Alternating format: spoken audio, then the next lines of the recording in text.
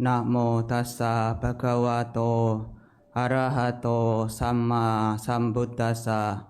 Namo tassa bhagavato arahato samma sambuddhassa. Namo tassa bhagavato arahato samma sambuddhassa. Selo yata ikaggano watena nasamirati. Ewang ninda pasangsaso na saminjanti panditati.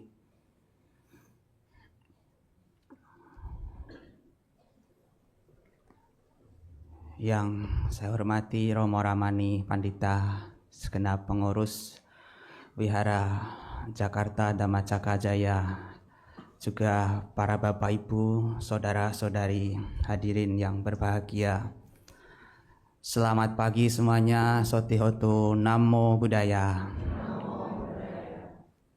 Sungguh merupakan kebahagiaan, keberkahan bagi kita semua, di mana pada pagi hari ini kita semua dapat bersama-sama kembali hadir di sini di Wihara Jakarta Dhamma Cakra Jaya untuk bersama-sama mengikuti puja bakti, membacakan parita, mengulang sabda Sang Buddha, mendengarkan uraian Dhamma. Yang tentu ini adalah satu cara kita untuk kembali memperkokoh keyakinan kita pada Sang Tiratana, kembali memperdalam kita tentang pengetahuan Dhamma. Bapak Ibu, saudara-saudari yang berbahagia, dalam hidup ini tidak semua yang kita harapkan akan terwujud menjadi kenyataan. Meskipun tentu kita memiliki angan-angan, memiliki harapan, keinginan yang baik yang sudah kita rencanakan. Tapi faktanya tidak semua yang kita inginkan, tidak semua yang kita harapkan akan terwujud menjadi kenyataan.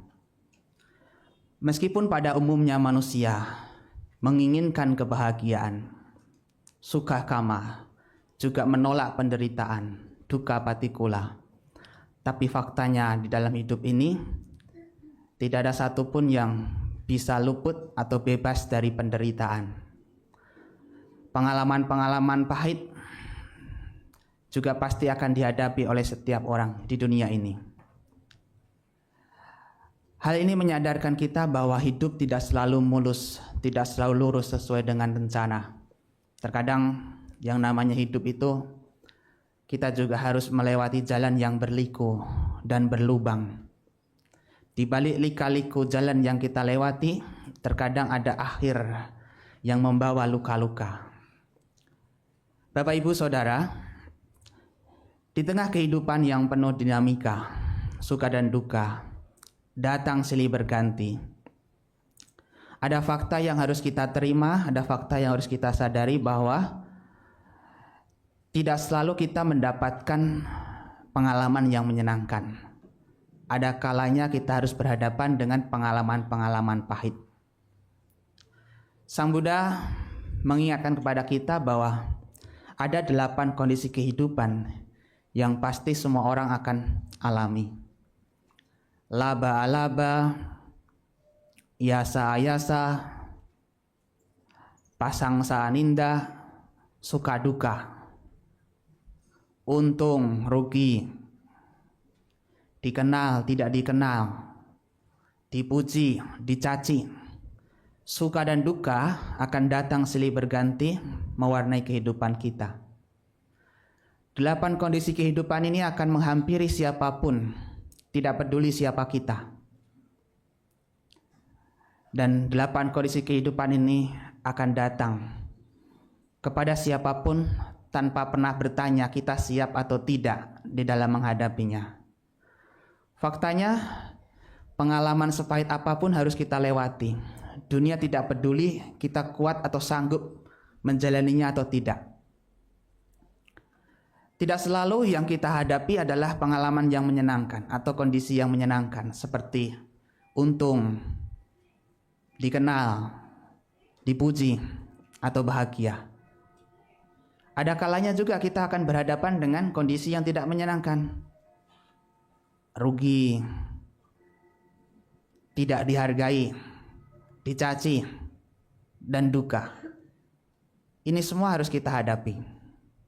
Bahkan Guru Agung Sang Buddha pun juga berhadapan dengan situasi yang tidak terelakkan ini. Beliau juga pernah dicaci, beliau juga pernah difitnah, dan juga banyak yang tidak menyukainya.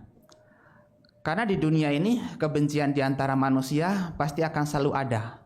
Sebaik apapun kita, pasti akan ada pihak yang tidak menyukai kita. Maka dari itu, ada fakta-fakta yang memang di dunia ini tidak bisa kita hindari, tidak bisa kita tolak, yang mana di sana kita butuh satu kemampuan untuk berdamai dengan kenyataan, satu kemampuan untuk bisa menghadapi kenyataan itu. Bapak, Ibu, Saudara, memang tidak sedikit di antara kita ketika berhadapan dengan situasi yang tidak menentu ini, kita mudah sekali terombang-ambing oleh keadaan. Kalau keadaannya baik, kita menjadi baik. Kalau keadaannya buruk, tidak sedikit dari kita berubah juga menjadi buruk.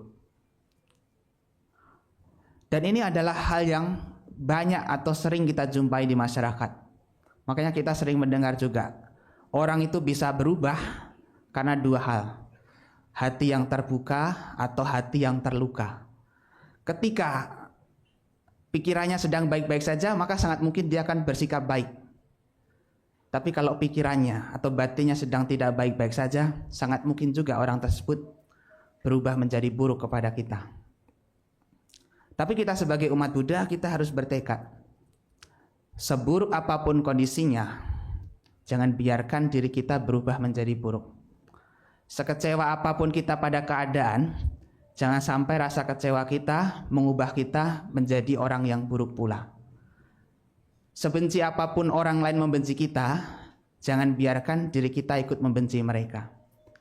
Ini satu prinsip yang harus kita jaga, yang harus kita tahan. Dan Sang Buddha memuji mereka yang memiliki integritas, memiliki batin yang kokoh meskipun dunia sedang tidak baik-baik saja. Selo yatai kagano watena na samirati, ewang ninda pasang sasuna samin janti pandita.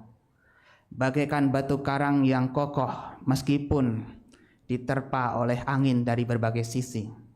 Demikian juga orang yang bijaksana tidak akan goyah dengan pujian dan cacian. Di dunia ini yang namanya pujian dan cacian tidak akan pernah bisa kita hindari. Ada orang yang memuji karena perbuatan kita, tapi ada juga orang yang memuji karena diri kita sendiri. Demikian juga ada orang yang mencaci kita karena perbuatan kita. Ada juga orang yang mencaci kita karena diri kita. Maksudnya bagaimana? Tidak semua orang murni memuji karena perbuatan kita. Demikian juga tidak semua orang murni mencaci karena perbuatan kita. Mau sebaik apapun kita, pasti akan ada orang yang tidak menyukai kita. Mau seburuk apapun kita, juga pasti ada orang yang menyukai kita. Tapi kita harus menyadari, kira-kira yang membuat diri kita dicaci itu apa?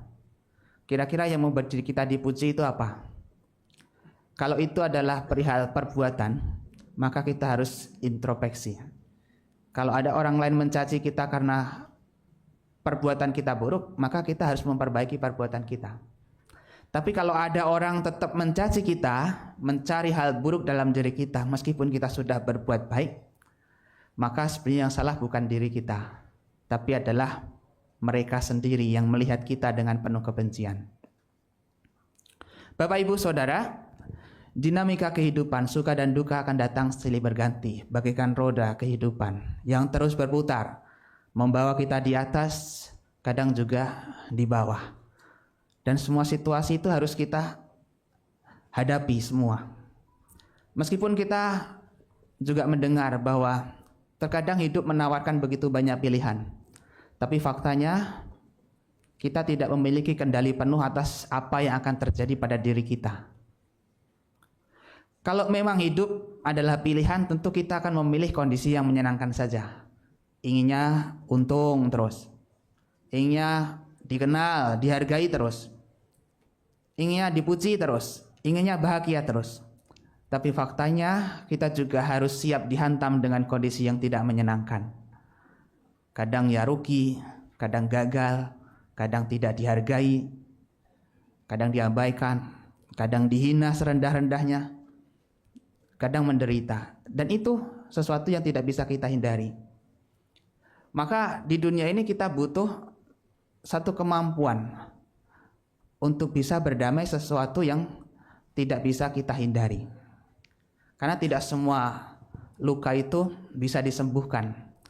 Ada beberapa rasa sakit, pengalaman pahit yang harus kita peluk erat-erat dengan berdamai. Artinya menerima. Berdamai dengan kenyataan yang ada. Berdamai itu apa? Berdamai itu artinya tidak berkonflik. Berkonflik itu artinya menentang, menolak, melawan. Tidak semua bisa kita lawan. Karena semakin keras kita melawan, semakin kita keras menolaknya, justru perlawanan kita, penolakan kita membawa kita pada penderitaan yang semakin dalam. Akhirnya hal itu harus kita hadapi dengan penerimaan, dengan keikhlasan. Bapak, Ibu, Saudara, pengalaman-pengalaman pahit yang kita alami di dunia ini harus kita terima. Harus kita terima dengan lapang dada, dengan keikhlasan hati. Harus dengan kesabaran, dengan kebijaksanaan. Dalam filsafat modern ada filsafat Stoa atau Stoikism, di mana filsafat itu menekankan kita untuk memahami yang namanya dikotomi kendali. Kita harus bisa membedakan mana yang merupakan kendali kita dan mana yang bukan kendali kita. Apa yang merupakan kendali kita, yakni adalah apa yang bisa kita kontrol, seperti perbuatan kita, perasaan kita, sikap kita, usaha kita, reaksi kita pada situasi. Tapi apa yang terjadi di luar, perihal perbuatan orang lain atau sikap orang lain kepada kita, ucapan orang lain kepada kita, ketuaan, kematian, perpisahan, itu adalah sesuatu yang di luar kendali kita. Seberapapun kuat kita mencoba untuk mengendalikan sesuatu yang di luar kendali kita, usaha kita sering berakhir sia-sia dan membuat diri kita sering lebih menderita. Maka dari itu, kita harus mampu menyadari mana yang merupakan kendali kita dan mana yang bukan kendali kita. Seperti perkataan orang lain terhadap kita. Kita tidak bisa menutup ribuan mulut orang untuk tidak membicarakan buruk tentang kita. Apa yang mereka katakan itu adalah kuasa mereka, kendali mereka. Lalu apa yang menjadi kendali kita? Kendali kita adalah sikap kita terhadap apa yang mereka katakan. Meskipun kita tidak bisa menutup ribuan mulut untuk tidak membicarakan buruk tentang kita, paling tidak kita memiliki kendali untuk mendengarkan mana yang patut didengarkan atau tidak, untuk menanggapi mana yang harus ditanggapi atau tidak. Dan itu yang harus kita sadari. Perubahan pasti akan terjadi, karena hidup tidak kekal abadi selamanya. Di kehidupan ini penuh dengan ketidakpastian. Makanya Sang Buddha mengatakan, aduang me jiwitang, jiwitang duang. Aduang me jiwitang, duang maranang. Artinya, hidup ini tidak pasti atau tidak tentu, tapi kematian sudah menjadi tentu. Jiwitang aniatang, maranang niatang. Hidup tidak pasti, tapi kematian adalah pasti. Di kehidupan ini kita akan berhadapan dengan situasi yang tidak dapat kita pastikan, tidak dapat kita prediksi.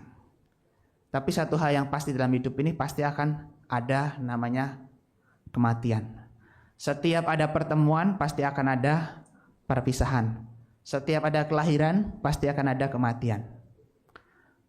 Dan itu tidak bisa kita pungkiri. Di dunia ini kita akan berhadapan dengan kehilangan, entah itu barang atau sanak keluarga, jabatan, popularitas. Di dunia ini juga kita akan berhadapan dengan perpisahan, entah berpisah karena keadaan atau berpisah karena kematian, berpisah dengan orang yang kita cintai, sanak keluarga kita, atau yang lain-lain. Dan di dunia ini juga tidak luput dari kegagalan. Selalu ada saja usaha kita yang tidak tercapai sesuai dengan rencana. Dan itu harus kita sadari, bahwa hidup memang tidak selalu seperti yang kita inginkan, tidak seperti kita harapkan. Lalu bagaimana? Dengan menyadari hal ini, kita tidak memaksa dunia luar untuk menjadi seperti yang kita inginkan. Kita mencoba untuk berdamai dengan situasi yang memang tidak bisa kita kendalikan lagi, termasuk kematian. Betapa banyak di antara kita bersedih karena kematian. Entah itu sanak keluarganya yang meninggal, anaknya, atau yang lain-lain. Berpisah dengan orang yang dicinta. Kalau kita sadar bahwa yang merupakan kendali kita hanyalah perbuatan kita, reaksi kita, respon kita, maka kita tidak akan memaksa diri kita untuk mengubah situasi yang di luar. Memang ketika harus berpisah dengan orang yang dicintai, itu sangat tidak mudah untuk diterima begitu saja. Piyehi wipayogo duko, bahwa berpisah dengan orang yang dicintai adalah duka.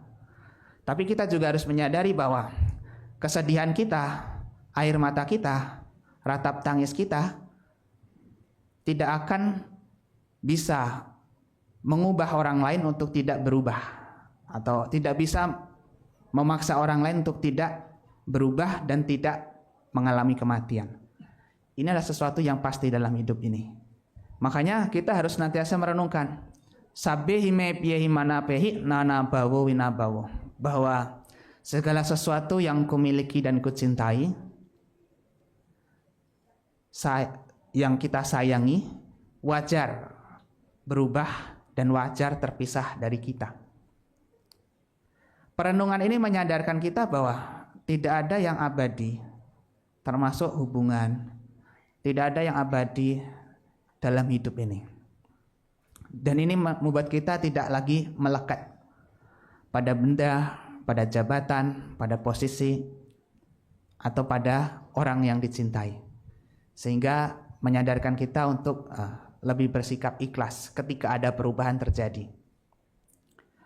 Nah, Bapak Ibu Saudara, ada beberapa poin dhamma yang bisa kita jadikan sebagai refleksi untuk berdamai dengan kenyataan yang tidak bisa kita hindari. Satu poin dhamma adalah pemahaman tentang anicca, tidak kekal.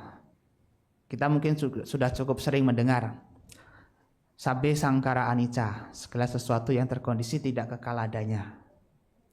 Tapi terkadang pemahaman ini hanya berhenti pada pengetahuan intelektual, sehingga tidak sampai terrefleksi ke dalam satu pemahaman yang mendalam.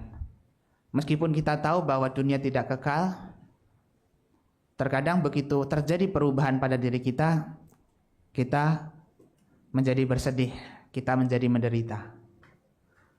Dan sebenarnya penderitaan itu muncul karena kita masih ada anggapan kekekalan. Kita menganggap bahwa hidup akan seperti ini selamanya.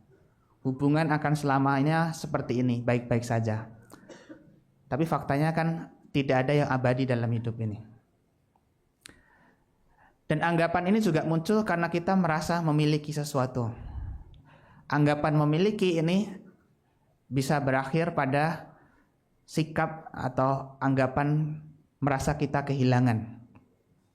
Seperti ketika kita harus berpisah dengan orang yang kita cintai. Orang tua kita meninggal, pasangan hidup kita meninggalkan kita, anak kita meninggalkan kita. Kalau yang terjadi itu adalah bukan orang tua kita, bukan pasangan hidup kita, bukan anak kita, kematian ya wajar-wajar saja. Ada tetangga meninggal dunia, kita dengan mudah mengatakan, ya anicca, tidak kekal. Tapi begitu yang terjadi adalah keluarga kita sendiri, orang tua kita meninggal, atau pasangan hidup kita meninggalkan kita, atau anak kita meninggalkan kita, susah rasanya untuk diterima begitu saja, meskipun kita tahu secara intelektual hidup tidak kekal. Karena ada pemahaman merasa memiliki, dan kepemilikan itu memunculkan satu keterikatan. Dari cinta memunculkan satu keterikatan yang membuat diri kita tidak mudah untuk melepasnya. Makanya Sang Buddha mengatakan, Pemato jayati soko, pemato jayati bayang, pemato wipamutasa, nati soko kuto bayang. Dari cinta lahirlah kesedihan, dari cinta lahirlah ketakutan. Barang siapa yang terbebas dari cinta ini, cinta karena kemelekatan, maka tiada lagi kesedihan ataupun ketakutan. Mencintai tidak selalu upaya kita membahagiakan orang yang kita cinta, tapi juga termasuk kesiapan kita menerima rasa sakit dari orang yang kita cintai, termasuk ketika harus berpisah dengan orang yang kita cintai. Di zaman dahulu ada kisah namanya kisah Gotami. Ketika anaknya yang sangat dicintai meninggal dunia, dia merasa tidak terima dengan kenyataan itu, menganggap bahwa anaknya itu masih hidup selamanya.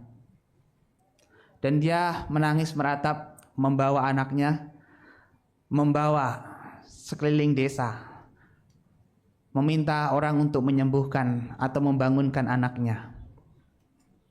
Meskipun orang sudah mengatakan bahwa anakmu tidak bisa disembuhkan karena sudah meninggal, tapi dia tidak percaya dengan kenyataan itu.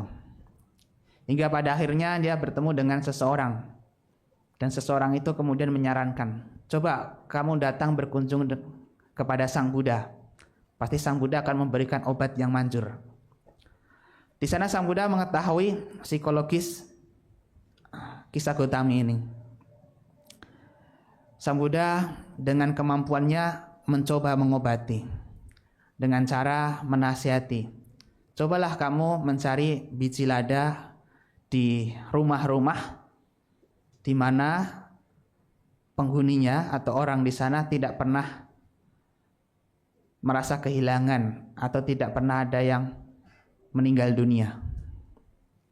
Begitu dia mencoba mencari dari rumah ke rumah, begitu ditanya apakah Anda pernah merasakan kehilangan ditinggal oleh orang yang meninggal dunia, semua rumah yang dia kunjungi, setiap orang mengatakan bahwa dia pernah ditinggal atau pernah mengalami kesedihan karena ditinggal oleh orang yang dicintainya. Akhirnya hal ini menyadarkan kisah Gotami bahwa perpisahan, kehilangan itu juga dialami oleh semua orang. Hal ini menyadarkan dirinya bahwa hukum ketidakkekalan itu memang benar adanya dan kematian itu pasti. Sehingga apa yang dia lakukan, dia menjadi sadar bahwa kematian adalah hal yang alami yang harus diterima. Dari situ kemudian dia kembali menghadap Sang Buddha dengan pemahaman. Memang terkadang di dunia ini nasihat bijak tidak bisa menyadarkan kita. Terkadang kita bisa tersadarkan oleh situasi. Tidak semua kita akan sadar dengan nasihat-nasihat yang bijaksana. Terkadang kita akan sadar begitu kita dihantam dengan peristiwa. Termasuk peristiwa dipisahkan dengan orang yang dicintainya. Itu menyadarkan. Maka dari itu Bapak Ibu, pemahaman tentang anicca ini menyadarkan kita bahwa tidak ada yang abadi selamanya. Sehingga ini sepatutnya mendorong kita untuk tidak menggenggam erat-erat apa yang tidak abadi, tidak kekal. Mencoba untuk memiliki penerimaan terhadap sesuatu yang memang di luar kendali kita. Kemudian yang kedua, pemahaman tentang karma. Kita sering mendengar ya, karma itu adalah tentang tabur tuai. Barang siapa menanam, ia akan memetik. Tapi kadang pemahaman kita hanya sebatas itu saja. Hanya sebatas bahwa apa yang kita perbuat itu akan kembali pada diri kita. Padahal pemahaman karma itu cukup kompleks. Termasuk memahami bahwa setiap orang memiliki karmanya masing-masing. Sabbe sata kama saka. Setiap makhluk memiliki karmanya masing-masing. Kama dayada. Setiap makhluk mewarisi karmanya masing-masing. Kita mungkin di dunia ini dipertemukan karena ada kesamaan karma. Kenapa kita lahir di keluarga ini, memiliki ayah dan ibu ini? Kenapa kita lahir di Indonesia? Di antara jutaan miliaran manusia yang ada, kenapa kita dipertemukan berpasangan hidup dengan orang ini? Di antara ribuan jutaan manusia, kenapa kita berkumpul bersama dengan orang-orang seperti ini? Ya karena kita memiliki ikatan karma. Tapi satu hal yang harus kita sadari bahwa meskipun kita dipertemukan karena ada kesamaan karma, kita juga harus menyadari bahwa masing-masing dari kita membawa karma kita masing-masing. Akhirnya apa? Ini menyadarkan kita bahwa sesayang apapun kita pada orang-orang yang kita cintai, rasa sayang kita itu tidak bisa mengendalikan kehidupan mereka sepenuhnya. Ada beberapa hal yang di luar kendali kita.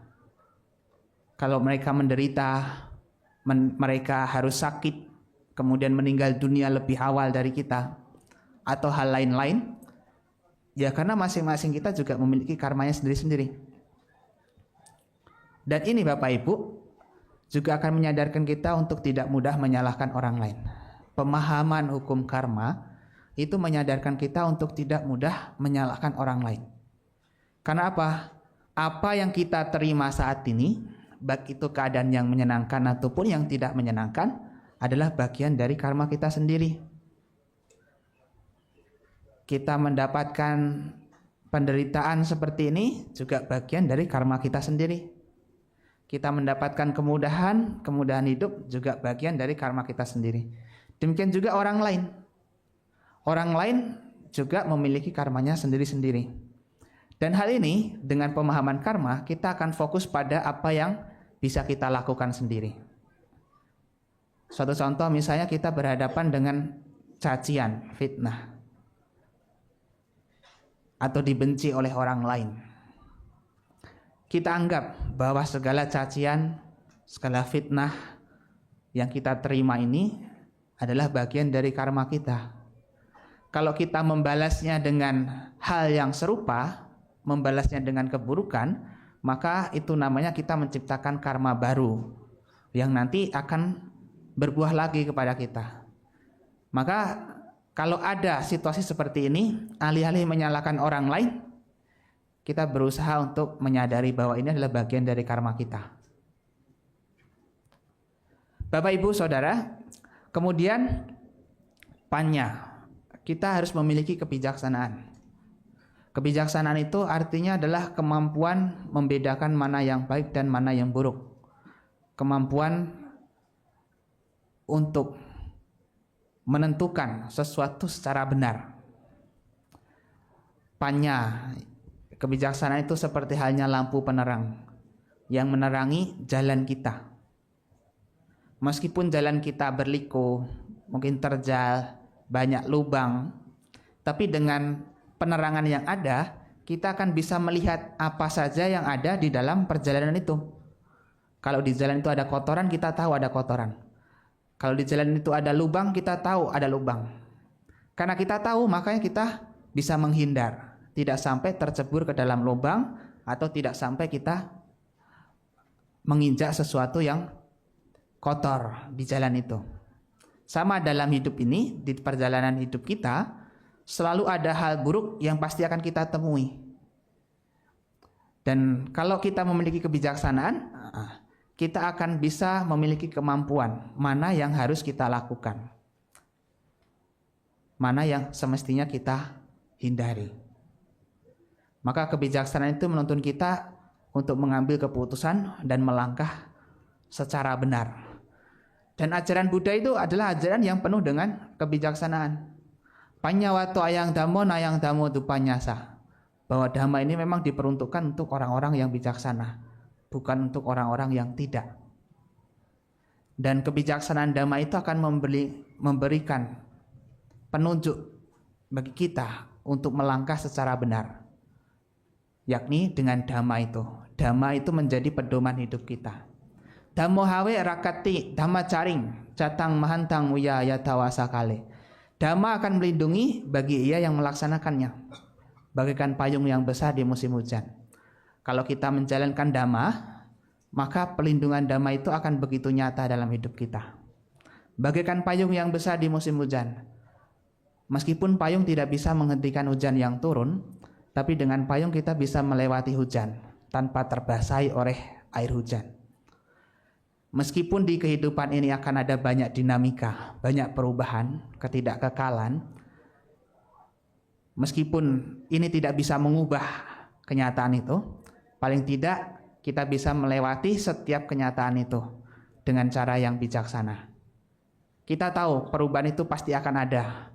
Bukan berarti kita berubah atau bermaksud untuk mengubah keadaan itu, tapi kita mencoba untuk bisa melewati situasi itu dengan cara yang bijaksana. Sakit, tua, mati, berkumpul dengan orang yang dibenci, berpisah dengan orang yang dicintai, tidak mendapatkan apa yang diinginkan adalah kebenaran. Bukan berarti kita akan mencari cara untuk menghindari itu, tapi kita bisa melewati segala situasi itu dengan cara yang bijaksana. Kalau kita semakin menua, kita menjadi sadar bahwa hidup ya pasti akan menua. Kalau kita sedang merasakan penyakit, hidup memang selalu ada penyakit, karena tubuh ini juga adalah sarang dari penyakit. Akhirnya muncul penerimaan. Kita berhadapan dengan kematian. Kematian adalah hal yang wajar. Akhirnya kita muncul satu penerimaan. Itulah Bapak Ibu Saudara. Maka dengan kebijaksanaan ini kita akan bisa melewati situasi-situasi meskipun itu situasi yang tidak baik-baik saja. Kita akan menyikapi itu dengan cara yang lebih bijaksana. Kebijaksanaan membuat diri kita melihat sisi lain daripada sisi buruknya saja. Memang ketika berpisah dengan orang yang dicintai, ketika kita mengalami kegagalan, mengalami penderitaan, di situ pasti akan membawa rasa sakit atau penderitaan. Tapi kita jangan fokus pada penderitaannya saja. Fokuslah sisi baik yang akan tumbuh setelah penderitaan itu ada. Kalau penderitaan ini kita gambarkan seperti halnya hujan yang turun, kita jangan hanya fokus pada rintik hujan yang terjatuh, tapi lihatlah dengan air hujan itu siapa yang akan tumbuh. Pohon-pohon bisa tumbuh menjadi subur, tidak gersang, dan kita tidak kepanasan. Sama dalam hidup ini, kita jangan hanya fokus pada pengalaman pahitnya. Lihatlah apa yang akan tumbuh. Dan yang akan tumbuh itu bisa jadi wisdom kita. Bisa jadi adalah kesabaran kita. Karena kesabaran kita juga akan tumbuh ketika kita melewati hal-hal yang sulit itu. Kata Sang Buddha, apa dasu bikawe tamowe ditapu. Bahwa dalam keadaan yang sulit, ketabahan seseorang dapat diketahui. Kita akan bisa mengetahui tingkat kesabaran kita kalau kita sedang berada di situasi yang tidak baik-baik saja. Mudah nggak kita goyah dengan situasi itu? Kemudian apakah kita mudah marah atau menjadi putus asa ketika berhadapan dengan itu? Kita akan bisa mengukur kemampuan kita. Maka jadikan segala kesulitan, pengalaman pahit ini sebagai latihan untuk menjadi tumbuh. Menjadi tumbuh dalam hal kesabaran. Memang untuk tumbuh itu tidak selalu mudah. Harus selalu ada hal-hal yang kita lewati. Tapi itu adalah hal yang alamiah. Seperti orang ketika mau menanam. Kita tahu setelah seseorang itu menanam, pasti di sana akan ada mencangkul atau membuat tanah itu menjadi, atau mengolah tanah ya, mengolah tanah. Ketika petani atau penanam itu mengolah tanah, mencangkul lahannya, apa yang dia lakukan itu bukan untuk merusak lahannya, tapi adalah untuk mempersiapkan nanti yang akan tumbuh setelah itu. Sama, terkadang kita harus berhadapan dengan situasi yang pahit, pengalaman yang sulit, itu adalah persiapan kita untuk menumbuhkan hal-hal baik yang muncul setelahnya. Memunculkan kesabaran, memunculkan pemahaman. Itulah Bapak Ibu Saudara yang berbahagia. Kita harus memiliki kebijaksanaan untuk melihat ini. Pada akhirnya kita harus menyadari bahwa di dunia ini ada beberapa aspek kehidupan yang memang di luar kendali manusia, yang itu semua harus kita hadapi dengan kebijaksanaan. Kita harus bisa berdamai dengan situasi-situasi yang memang di luar kendali kita. Karena seberapa kuat kita mencoba menolaknya, justru penolakan kita akan berakhir pada penderitaan yang semakin dalam. Maka dari itu kita harus belajar untuk berdamai, artinya menerima kenyataan itu sebagai kenyataan, tidak berkonflik, dan memahami kenyataan itu sebagai latihan untuk tumbuh menjadi bijaksana, tumbuh menjadi lebih sabar. Semoga hal ini menyadarkan kita untuk menjadi lebih bijaksana dan bisa berdamai dengan situasi yang tidak bisa kita kendalikan. Semoga Bapak Ibu semua senantiasa berbahagia, maju dalam dhamma, senantiasa dalam lindungan tiratana. Akhir kata, sabesata bawanto sukitata.